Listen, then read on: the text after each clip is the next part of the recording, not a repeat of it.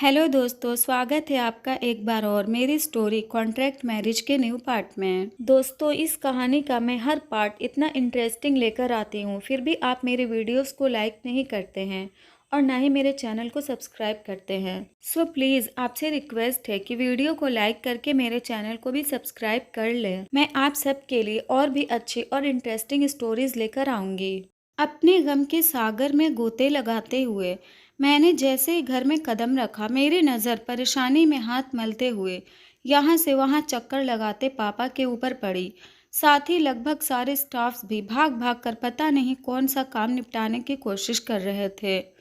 I mean it's not a real marriage, it's just a contract marriage, right. हमें बस एक contract है तो साइन करने हैं, उसके लिए इतना ताम झाम करने की क्या ज़रूरत है। मिस्टर पारेख राहत भरी सांस लेते हुए, आ गई अन्नू, तुम्हें कमरे में नहीं देखकर मैं तो घबरा ही गया था, कहीं तुम घर छोड़कर न चली जाओ। मैंने घूरकर पापा को देखा। डोंट वरी, मैं ऐसा कुछ नहीं करने वाली हूँ mister Parekh. Okay then go and get ready. Mrs Saxena ने तुम्हारे लिए ड्रेस भिजवाई है और कहा है तुम आज वही पहनोगी, मगर इन सब की क्या ज़रूरत है। पापा ने प्यार से मेरे सिर पर हाथ फेरते हुए कहा, बात ज़रूरत की नहीं है, बस उनकी इच्छा का मान रखने की है। और मैं जानता हूँ आगे से तुम भी इस बात का ध्यान रखोगी। हाँ क्यों नहीं, अब तो मुझे वैसे भी उनके इशारे पर उठना बैठना सोना जागना पड़ेगा। मन ही मन कुढ़ते हुए मैं बिना कोई सवाल जवाब किए सीधे अपने रूम की तरफ बढ़ गई। वहाँ बेड पर एक पैकेट पड़ा था। मैंने अनमने मन से उसे खोलकर देखा और अगले ही पल मेरे मुंह से एक जोर की चीख निकली। पापा हड़बड़ाते हुए ऊपर कमरे में आ गए। मिस्टर पारेख क्या हुआ? अन्नू चिल्लाई। क्यों, ये क्या है? मैंने झल्लाते हुए पूछा। मिस्टर पारेख अनमने मन से, आई एम सॉरी, मगर तुम्हें यही पहनना है। आपको पता है ना, मुझे साड़ी पहननी नहीं आती और नहीं मैं इसे कैरी कर सकती हूँ। मैं ये सब बिल्कुल नहीं पहनने वाली हूँ मिस्टर पारेख, उसकी टेंशन मत लो, मैंने सब इंतज़ाम पहले ही कर लिया था। मिस सपना तुम्हें तैयार कर देगी। ओ, अगर आपको पता ना हो तो बता दूँ, ये वही लेडी है जिसे मेरे बर्थडे वाले दिन समर ने मुझे रेडी करने के लिए हायर किया था। मुझे ताज्जुब हो रहा था उस दिन वाले इंसिडेंट के बाद भी वो मेरे पास आने को तैयार कैसे हो गई। मैंने उसे खा जाने वाली नज़रों से घूरा और वो पहले ही सहम गई। तभी पापा के पीछे से एक आवाज़ आई, डराना बंद कर। ओहनू जूली। मैं खुशी से भागकर उसके गले लग गई। जूली, डोंट वरी अंकल, मैंने सब कुछ संभाल लेना है। अनु, मैं रेडी करूँगी। मैंने उसे घूरकर देखा। जूली, अक्खा न दिखा मैनू, मैं नहीं डरती तुझसे। पापा ने हमें ऐसे देखा और निश्चिंत होकर नीचे चले गए। तू यहाँ क्या कर रही है? जूली, साड़ी बेस्ट फ्रेंड की शादी है, तेनू तैयार करने वास्ते आई हूँ। तू मुझे यहाँ तैयार करने आई है? जूली, होर की, चल झट से रेडी हो जा। कहते हुए उसने मुझे बाथरूम में धक्का दे दिया। आधे घंटे बाद भी जब मैं बाहर नहीं आई तो जूली ने डोर नॉक किया। जूली, अनाया कितनी देर से नहा रही है, बाहर निकल, लेट हो रहा है। ऐसे कैसे बाहर आऊं? जूली, क्यों, की होया? ये तो तूने आधे कपड़े ही दिए हैं, बाकी किधर है? जूली, हाय मेरे रब्बा, एनू इतनी सी भी अकल देकर नीचे नहीं भेजा था कि अरे मैडम, ब्लाउज और पेटीकोट है तो सही, निकल बाहर, मैं ऐसे नहीं आऊँगी, मैंने झल्लाते हुए कहा। Julie, okay, I am going to break the door. कहते हुए वाकई उसने ज़ोर से दरवाजे को ठोक दिया। इससे पहले कि मेरी पागल फ्रेंड सच में दरवाज़ा तोड़ देती, मैं उसे गालियाँ देती हुई बाहर आ गई। मैंने खुद को टॉवल से कवर किया हुआ था। जूली अपनी एक आंख दबाते हुए, इन्हें क्यों शर्मा रही है मेरे नाल? तेनू तो चड्डी विच वोख्या है, मैंने क्या, कब, कैसे, मतलब कुछ भी? मैंने मुंह फाड़कर उसको देखा। जूली मेरे सिर पर चपत लगाते हुए, बच्चों की तरह उसने मुझे पकड़कर सीधा खड़ा कर दिया और रेड कलर की चमचमाती हुई सी साड़ी को मेरे चारों तरफ लपेटने लगी। पता नहीं उसने क्या क्या कारीगरी की और 10 मिनट्स के बाद जब मैंने खुद को देखा तो एक पल को यकीन ही नहीं हुआ। उसने एकदम सलीके से मुझे साड़ी पहना दी थी। ये सब तूने कब सीखा? मैंने हैरानी से पूछा। जूली, भटिंडा में। उसे मेरे कज़न की शादी में साड़ी ही पहननी थी। मैंने सपना अब तक बाहर ही खड़ी थी, हमारा वेट कर रही थी। जूली ने उसे आवाज़ देकर अंदर बुलाया और मेरे बाल और मेकअप सेट करने को कह दिया। सपना मेरे बालों के साथ फिर से न जाने क्या क्या कर रही थी। मगर जो भी था, मुझे काफ़ी रिलैक्स फील होने की वजह से मुझे नींद आने लगी और मुझे पता भी नहीं चला मैं कब सो गई। करीब 1 घंटे बाद सपना ने मुझे जगाया और बोली, ma'am you are ready now, आप एक बार खुद देख लीजिए। मैंने उठकर एक नज़र आईने पर मारी और मुझे लगा शायद मैं अभी तक सपने में ही हूँ, क्योंकि मुझे आईने में खुद की जगह जूली दिख रही थी। ओएमजी, मैं हैरानी से पीछे पलटी। तू साड़ी में कितनी ब्यूटीफुल लग रही है, जूली रोनी सूरत बनाते हुए। अमर सर नु इम्प्रेस करन द लास्ट चांस है, हो सकता है इरादा बदल जाए उनका। मैंने उसके गाल खींचते हुए कहा, पक्का बदल ही जाएगा, तू लगी रही इतनी क्यूट। मैं तो कहती हूँ तू ही रख ले उनको, जहाँ लेके जाना है ले जा, बस मुझसे दूर रख उनको। जूली खुशी से चहकते हुए, हाय नहीं सच्ची, तेनू बुरा नहीं लगेगा? मुझे उसकी शक्ल देखकर हंसी आ गई। बिल्कुल नहीं, मैं तो कहती हूँ मेरी जगह तू ही कर ले ये शादी। जूली मुंह लटकाते हुए, तेरी जितनी चंगी किस्मत कहाँ है मेरी। तभी दरवाजे पर किसी के होने का एहसास हुआ और हम दोनों ही उस तरफ मुड़ गए। पापा वहाँ खड़े थे, मिस्टर पारेख इमोशनल होते हुए। कितनी प्यारी लग रही हो आज तुम, बिल्कुल अपनी मॉम की तरह। यकीन ही नहीं हो रहा है आज तुम्हारी शादी है। मेरी भी आंखों में आंसू आ गए और मैं जाकर पापा के गले लग गई। मिस्टर पारेख मुस्कुराते हुए, मैं नीचे वेट कर रहा हूँ, तुम दोनों जल्दी से नीचे आ जाना। ये लड़की कौन है, इस पर तो अब तक मेरा ध्यान ही नहीं गया। मैंने हैरानी से पीछे की तरफ इशारा करते हुए जूली से पूछा। जूली मेरे सिर पर एक चपत लगाते हुए, तेरी नींद टूटी नहीं, अब तक तू ही है। ये मैंने हड़बड़ाकर देखा, सचमुच वो मैं ही थी जो आईने में खुद को देख रही थी। न जाने ये सपना मेरा हुलिया हर बार इतना कैसे चेंज कर देती है कि खुद मैं ही अपने आप को पहचान नहीं पाती हूँ। वैसे मेरा और जूली का ड्रेस, मेकअप और हेयर स्टाइल सब एक जैसा था। फ़र्क बस इतना था कि उसकी आंखों पर हमेशा की तरह मोटे से चश्मा लगा हुआ था। मुझे बहुत डर लग रहा है सीढ़ियाँ उतरते हुए, मैंने जूली से कहा। जूली अब की होया? नहीं, मैं सोच रही थी अगर मैं तेज़ी से चलूं और ये साड़ी खुल गई तो, या फिर मैं अगर ज़रा भी उछली और साड़ी खुल गई, या ये इतना बड़ा सा पल्लू कहीं फंस गया तो, मैंने नाखून चबाते हुए पूछा। जूली ऊपर देखकर, रब जी सच्ची एहनो दिमाग देना भूल गए थे आप। मजाक मत कर, मैंने चिढ़ते हुए कहा। जूली, ओए मैडम, आपनु याद ना हो तो याद दिला दूं, आप आज दुल्हन हैं। दुल्हन शर्माती हुई धीरे धीरे चलती है, उछलती कूदती नहीं है। ते दूजी बात, इस साड़ी विच 36 पीनिया दिता है मैनू भी तुहाड़ी चाल विच रत्ती भर भरोसा नहीं है। पब्लिकली साड़ी खुल गई तो ये पूरे कोलकाता विच हंगामा हो जाना है। मैंने मुंह बनाते हुए उसे देखा। जूली रोने की एक्टिंग करते हुए, अब चल, मेरे अमर सर वेट कर रहे होंगे तेरा। नौटंकी कहते हुए हम दोनों नीचे आए। पापा गाड़ी में कुछ ज़रूरी सामान रखवा रहे थे। 5 मिनट्स के अंदर हमारी गाड़ी तेज़ी से सड़क पर दौड़ रही थी। गाड़ी जब कोर्ट के बजाय दूसरे रास्ते की तरफ मुड़ गई तो मेरा दिमाग ठनका। ये हम लोग कहाँ जा रहे हैं? मिस्टर पारेख, वो actually marriage contract Saxena house में ही साइन होगा। वो लोग एक छोटी सी वेडिंग पार्टी देना चाहते थे जिसमें केवल उनके क्लोज फ्रेंड्स और रिलेटिव्स शामिल रहेंगे। और आप मुझे ये अब बता रहे हैं? Mister Parekh, I am sorry बच्चे, पर मुझे भी ये बात आज सुबह ही पता चली। पता नहीं ये सक्सेनाज हमेशा हर डिसीजन लास्ट मोमेंट में ही क्यों चेंज करते हैं। और अमर सर, उन्होंने भी मिलने पर इस बारे में कुछ नहीं बताया था। मैं मन ही मन सर को कोसते हुए चुपचाप बैठी रही। थोड़ी देर में गाड़ी सक्सेना मैंशन के बाहर आकर रुकी। पापा और जूली के साथ मैं अंदर की तरफ बढ़ी। दरवाजे पर ही मिस्टर एंड मिसेस सक्सेना हमारे वेलकम के लिए खड़े थे। मिसेस सक्सेना दोनों हाथों में मेरा चेहरा भरते हुए, कितनी प्यारी लग रही है मेरी बच्ची आज, बिल्कुल अपनी बहू के जैसी। मैं थोड़ा मुस्कुरा दी।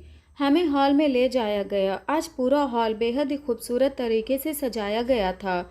एक तरफ वहाँ स्टेज बनाया गया था जहाँ अमर सर और रजत कुकरेजा पहले से ही मौजूद थे। जैसे ही हम सब वहाँ पहुँचे, सारे गेट्स की नज़र हमारी तरफ ही घूम गई। मैंने सर की तरफ देखा, वो भी स्माइल करते हुए मेरी ही तरफ देख रहे थे। बताने की तो ज़रूरत ही नहीं, आज ये रोज़ से भी ज़्यादा, बहुत ही ज़्यादा हॉट एंड हैंडसम दिख रहे थे। मगर सबको ऐसे अपनी तरफ देखते हुए पाकर मेरा बचा खुचा कॉन्फिडेंस भी ख़त्म होने लगा। पक्का ये साड़ी नहीं खुलेगी ना? मैंने घबराते हुए जूली के कान में फुसफुसाई। जूली झल्लाते हुए, तेनू अभी भी शक है? ते बोल, मैं खींचकर दिखा दूँ। मैंने चेहरे पर ज़बरदस्ती की मुस्कुराहट लाते हुए उसका हाथ ज़ोर से दबाया। मत भूल, तूने भी साड़ी ही पहनी है। ये काम मैं भी कर सकती हूँ, जूली। ਅਸੀਂ इथे तुम्हारी शादी वास्ते आए हैं, एक दूजे का चीर हरण करने वास्ते नहीं। आए ये काम अमर सर के लिए छोड़ दे और चुपचाप चलती रहा। मैं इससे पहले कि कुछ और बोलने के लिए मुंह खोलती, उससे पहले ही हम स्टेज पर पहुंच चुके थे। जूली तनु और उसकी फ्रेंड्स के पास चली गई। स्टेज पर एक तरफ रजत बैठा था, दूसरी तरफ मैं और अमर सर, और वहीं थोड़ी दूरी बनाते हुए पापा मिस्टर एंड मिसेस सक्सेना के साथ बैठे थे। वैसे अब शायद मुझे इन्हें सासू माँ और ससुर जी कहने की आदत डालनी शुरू कर देनी चाहिए। जस्ट लाइक ए संस्कारी बहू। मुझे देखकर ताज्जुब हुआ कि गेट्स के बीच सिमरन भी मौजूद थी। हालांकि उसके चेहरे से ही पता चल रहा था कि वो इस शादी से बिल्कुल खुश नहीं है। तो फिर वो यहाँ क्यों है? क्या अब भी उसे कोई उम्मीद है? कुल मिलाकर ये तो क्लियर हो गया था कि मेरे हैंडसम पतिदेव की गर्लफ्रेंड्स उनका पीछा आखिरी वक्त तक छोड़ने को तैयार नहीं है। Such a true love, you know. तभी रजत ने अपना गला साफ किया और मैं अपने ख्यालों से बाहर आई। रजत, लेडीज़ एंड जेंटलमैन, जैसा कि आप सबको पता ही है, हम सब यहाँ आज एक वेडिंग सेरेमनी के लिए इकट्ठे हुए हैं। मैं बता दूं कि ये शादी बिल्कुल सीधे साधे तरीके से होने जा रही है। Yes, it's a marriage registration only today and of course we don't want media और page 3 gossips about this marriage. We request to you keep this marriage as a secret. So Raj, Anaya, you both are ready? मैंने और sir ने एक बार एक दूसरे की तरफ देखा और एक साथ बोल पड़े, बिल्कुल नहीं। रजत कन्फ्यूज़न से, सीरियसली? गेट्स के बीच से कुछ दबी हुई सी हंसी की आवाज़ें आनी शुरू हो गई। हमारे पेरेंट्स ने हमें घूरकर देखा। हम दोनों ने ही नज़रें फेर ली। मिस्टर सक्सेना मुस्कुराते हुए, दोनों बच्चे बिल्कुल एक जैसा सोचते हैं ना? बहुत ही नॉटी हैं दोनों। फिर धीरे से सर के करीब आते हुए उन्होंने धीमी आवाज़ में धमकी दी, चुपचाप ये शादी कर लो वरना तुम्हें जायदाद से बेदखल कर दूंगा। वहीं पापा मेरी तरफ रिक्वेस्ट भरी नज़रों से देख रहे थे। ओके फाइन, मैंने सर को और उन्होंने मुझे देखा। हमने एक दूसरे का हाथ कसकर पकड़ा, मानो एक दूसरे को हिम्मत दे रहे हों। आगे जो भी होगा इससे एक साथ निपटा लेंगे। रजत अपने हाथ में पकड़े पेपर को पढ़ते हुए, okay so mister Raj Saxena, according to this marriage contract, आज से और अभी से मिस अनाया पारेख कानूनन आपकी पत्नी कहलाएंगी। हालात चाहे जैसे भी हों, आप उनको कभी अकेले नहीं छोड़ सकते। खुशी हो या गम हो, सब आपको आज से उनके साथ शेयर करना है। वो अपने लाइफ में जो भी करना चाहते हैं, अपने करियर में जिस तरीके से भी आगे बढ़ना चाहो, जो भी उनके गोल्स में हो, आपको हमेशा आगे बढ़ने में उनका सपोर्ट करना है। एक बार इस मैरिज कॉन्ट्रैक्ट को साइन करने के बाद आप अपनी जिम्मेदारियों से पीछे नहीं हट सकते, वरना आपसे एचआर प्रॉपर्टीज़ का मालिकाना हक छीन लिया जाएगा और फिर आप इस प्रॉपर्टी पर अपना कोई दावा नहीं कर पाएंगे। अगर आप इन सब कंडीशन पर एग्री है तो यहाँ साइन कीजिए। Amar, of course I don't agree. Mister Saxena डांटते हुए, राज, शायद तुमने सुना नहीं मैंने क्या कहा। मिसेस सक्सेना का चेहरा ये सब देखकर उतर गया था। वहीं गेट्स के लिए तो जैसे यहाँ शादी कम कॉमेडी शो ज़्यादा चल रहा था। हमारे पेरेंट्स ने हम पर बस इतना रहम किया था कि हम दोनों को गन पॉइंट पर नहीं रखा था। बाकी तो सारे काम धमका कर ही किए जा रहे थे, तो फिर कुछ भी पूछने या बताने की ज़रूरत ही क्या थी। सीधे पेपर साइन करवा लेने बढ़िए थे। अमर एक गहरी सांस भरते हुए, okay fine, I agree with all this condition. Rajat ने वही सेम कंडीशंस मेरे लिए भी दोहराई और मुझसे भी पेपर साइन करने के लिए पूछा। Yes, I also agree with this marriage contract, मैंने मरी हुई सी आवाज़ में कहा। रजत पेपर्स हमारी तरफ बढ़ाते हुए, okay then sign the papers. Amar sir ने पेपर्स लिए और साइन करने लगे। अनफॉर्चुनेटली तकरीबन 25 जगह हमें साइन करना था। हमें देर होते देख जूली गेट्स के बीच चिल्लाई, 9 महीने पेपर साइन करना वास्ते मत लगा दियो। पेपर साइनिंग के बाद मेनू मेरे प्यारे भांजा या भांजी जो भी हैं जल्दी से चाहिए। जूली की बात सुनते सारे गेट्स ठहाका मारकर हंसने लगे। तनु मुश्किल से अपनी हंसी रोकते हुए, मुझे भी मेरे भतीजे और भतीजी चाहिए। जूली ने तनु को हाई फाइव दिया। Julie, I have a better idea. What about twins mister और मिसेस सक्सेना? जो थोड़ी देर पहले परेशानी से भरे बैठे थे वो भी मुस्कुराए बिना नहीं रह पाए। मेरे चेहरे से लेकर कान तक सब लाल हो गए। अमर सर की सिचुएशन भी ज़्यादा अलग नहीं थी। ये कमीनी मेरी ही फ्रेंड है। आज मुझे शक होने लगा था इस बात पर। एक बार ये सब खत्म हो उसके बाद मैं डेफिनेटली इस जूली को पटक पटक कर पीटने वाली थी। खैर किसी तरह हमने सारे पेपर साइन किए और मिसेस सक्सेना ने सिंदूर और मंगलसूत्र सर की तरफ बढ़ा दिए। हम दोनों ही बुरी तरह हड़बड़ा गए। अमर लगभग गिड़गिड़ाते हुए, मॉम इसकी क्या ज़रूरत है? I mean it's just a contract marriage. 2 महीने बाद जब हमारी शादी होगी ये सब, तब मिसेस सक्सेना मैरिज चाहे कॉन्ट्रैक्ट्स बेसिस पर हो या रीति रिवाजों के साथ हो, तुम दोनों को अब ये एक्सपेक्ट करना होगा कि अब तुम दोनों हस्बैंड वाइफ हो। और हमारे सोसाइटी में शादी तभी शादी जैसी लगती है जब ये 2 रस्में पूरी की जाती हैं। 4 पन्नों पर सिग्नेचर करके भी कहीं शादी होती है? अनमने मन से सर ने वो मंगलसूत्र लेकर मेरे गले में डाल दिया और साथ में मेरी मांग में सिंदूर भी। मैं ही जानती हूँ मैंने कैसे खुद को उस वक्त संभाला। मेरी आत्मा मेरे गले में फंसी चीख चीख कर रोने के लिए छटपटा रही थी। पापा ने आगे बढ़कर मेरा हाथ अमर सर के हाथ में दे दिया और बोले, मेरी प्रिंसेस, आज से आपकी जिम्मेदारी है। मुझे उम्मीद है आप उसका मुझसे भी ज़्यादा ख्याल रखेंगे। सर ने उनको एक smile the. Amar, you can trust me sir. Like I said before, मुझे ऐसा लग रहा था जैसे मैं कोई भयानक सपना देख रही हूँ। 10 मिनट तो मुझे इस सदमे से बाहर आने में ही लग गए। वैसे तो सारे गेट्स को पहले हिदायत दी गई थी कि वे इस मैरिज को फ़िलहाल एक सीक्रेट ही रखें, मगर फिर भी एहतियात के तौर पर सबसे उनके मोबाइल ले लिए गए थे ताकि कोई भी पिक्चर्स लेकर उसे सोशल मीडिया पर पोस्ट न कर दे। हमारी इस शादी की पिक्चर्स लेने के लिए प्रोफेशनल फ़ोटोग्राफ को ज़रूर हायर किया गया था। उसने हम दोनों की साथ में पिक्चर्स ली। जूली, इतनी दूर दूर क्यों खड़े हो दोनों? और जीजू, ये आपकी अपनी वाइफ है, पड़ोसी की नहीं। ज़रा साथ में चिपक कर खड़े हो ना प्लीज़। कहते हुए उसने हम दोनों को एक दूसरे की तरफ धक्का दे दिया। मेरा पैर साड़ी में फंसा और मेरा बैलेंस बिगड़ गया, मगर गिरने से पहले सर ने मुझे फ़ौरन थाम लिया और इसके साथ ही चारों तरफ से सीटियों और तालियों का शोर सुनाई देने लगा। मैं जल्दी से उनसे अलग हुई, मगर तब तक फोटोग्राफर को उसका मनचाहा पोज मिल चुका था। अब मैंने घूरकर जूली की तरफ देखा। उसे भी समझ आ गया था आज उसकी खैर नहीं है। वो चुपचाप फ़ौरन वहाँ से खिसक गई। Rajat, congratulation to Raj and Anaya. I wish you a very happy married life. Please enjoy the party. सारे गेट्स खाने पीने में लग गए और मैं जूली का खून पीने को तड़प रही थी। सो मैंने मिसेस सक्सेना से एड्रेस ठीक करने का बहाना किया और सीधे गेस्ट रूम की तरफ बढ़ गई। जैसा मेरा अंदाज़ा था जूली वहीं थी। मैंने एक पिलो उठाकर उसके ऊपर दे मारा। जीजू। हाँ और क्या क्या बकवास कर रही थी सबके सामने? मगर वो बिना कुछ बोले पेट पकड़कर बस हंसती जा रही थी। मुझे चिढ़ होने लगी। हंसते हंसते जब वो थक गई तो ज़ोर ज़ोर से सांस लेती हुई मुझे अपने मोटे से चश्मे के पीछे से देखने लगी। ऐसे क्यों देख रही है? मैंने चिढ़ते हुए पूछा। वो वापस बेड पर गिरकर पहले ही की तरह ज़ोर ज़ोर से हंसने लगी। शादी मेरी हुई, मगर सदमा जूली को लग गया था। शायद तू ठीक तो है? जूली ने बिना कुछ बोले मुझे कंधे से पकड़ा और लाके आईने के सामने खड़ा कर दिया। मैं खुद को देखते ही रह गई। आज सुबह तक मैं कितनी सिंपल सी लड़की थी और अभी ये लाल साड़ी, मांग में सिंदूर और गले में मंगलसूत्र ने जैसे मेरी पूरी शख्सियत ही बदल कर रख दी थी। मेरी समझ में ही नहीं आ रहा था हंसूं या रोऊं। जूली ने मुझे पीछे से गले लगाते हुए कहा, कॉन्ग्रेचुलेशन। अमर सर बहुत अच्छे हैं अनाया, इस शादी को एक मौका ज़रूर देना। मैंने देखा उसकी आंखों में आंसू थे। मैंने उसे गले से लगा लिया, मगर अगले ही पल उसने गला साफ करते हुए मुझे खुद से दूर कर दिया। जूली, सो हनीमून पर किथे जा रहे हो तुम दोनों?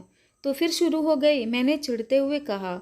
हम दोनों अभी बातें ही कर रहे थे कि मिसेस सक्सेना वहाँ आ गई। अन्नू बेटा, आओ तुम्हें कुछ लोगों से मिलवाना है।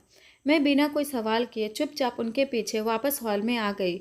हालांकि मेरा किसी से भी मिलने का मन नहीं था, मगर जैसा कि पापा ने कहा था मुझे अब उनकी भी इच्छाओं का मान रखना था और मैं वही कर रही थी। उन्होंने मुझे अपने कुछ क्लोज रिलेटिव से मिलवाया और आखिर में मिसेस सक्सेना। अनाया बेटा, इनसे मिलो।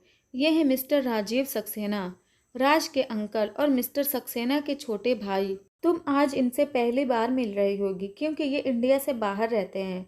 ये हमारे बुलाने पर स्पेशली आज ही यहाँ आए हैं तुम दोनों की शादी के लिए। मैं उस आदमी का नाम सुनते ही जैसे मैं अपनी जगह पर जम गई थी। तो आखिरकार आज मेरी माँ के हत्यारे से मेरा सामना हो ही गया। मैंने उसकी तरफ देखा और उसने मुझे एक हल्की सी स्माइल दी, मगर इससे पहले कि वो मेरे सिर पर हाथ रखकर आशीर्वाद देता, मैं फौरन 2 कदम पीछे हट गई और मैंने क्लियरली देखा उसके चेहरे से सारी मुस्कुराहट गायब हो गई। मिलना तो मैं भी चाहती थी इस आदमी से, मगर इस तरह मुलाकात होगी ये कभी नहीं सोचा था। दोस्तों, इस कहानी का मैं हर पार्ट इतना इंटरेस्टिंग लेकर आती हूँ, फिर भी आप मेरे वीडियोस को लाइक नहीं करते हैं और ना ही मेरे चैनल को सब्सक्राइब करते हैं। सो प्लीज़ आपसे रिक्वेस्ट है कि वीडियो को लाइक करके मेरे चैनल को भी सब्सक्राइब कर लें। मैं आप सबके लिए और भी अच्छी और इंटरेस्टिंग स्टोरीज़ लेकर आऊँगी।